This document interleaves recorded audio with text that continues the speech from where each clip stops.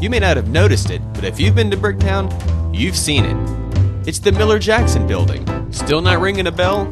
Well, it's where the Hooters is. That old brick building located at 115 East California Avenue is somewhat different from most of the other buildings down there, in that Jeff Brown is a fourth-generation owner. In the Miller-Jackson building, well, I'm a Miller descendant. I'm fourth generation, and my sons who are just coming into the business will be fifth generation. Indeed, that old red brick landmark has been a distribution warehouse for most of its structural life. Back in the early 1900s, the only way for a manufacturer to get his goods to the American market was to try to establish a wholesale distributor, and it worked out as a pretty good system, the two-step distribution system, for many, many years. Over the years, the Miller-Jackson Company warehoused and distributed all kinds of things, from hardware, housewares, and general merchandise from the turn of the century on through about the 30s, and progressing in through the electronic age while warehousing and distributing for the likes of Motorola, Zenith, and Sony. But then came a snag.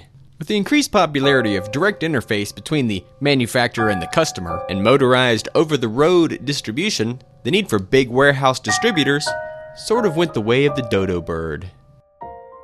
It was just about that time when maps got passed, and you could have blown me over with a feather when my best friend walked in from next door and said, "Jeff, you aren't going to believe this, but they want to build a river walk in front of our buildings." And I said, never happened.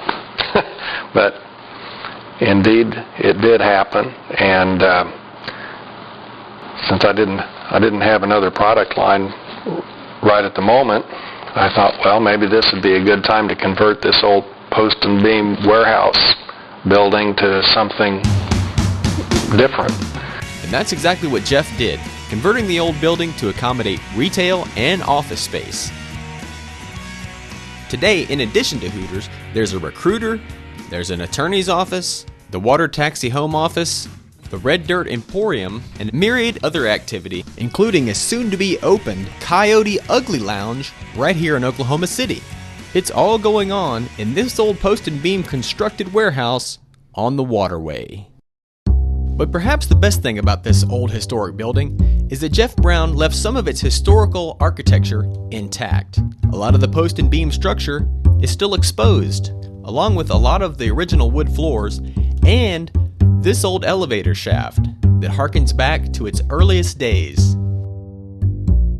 The old Miller-Jackson building has seen a lot of changes over the century, and thanks to its fourth generation owner, Jeff Brown, it continues to change with the times. To read the print version of These Walls, the Miller-Jackson building, go to journalrecord.com and search These Walls.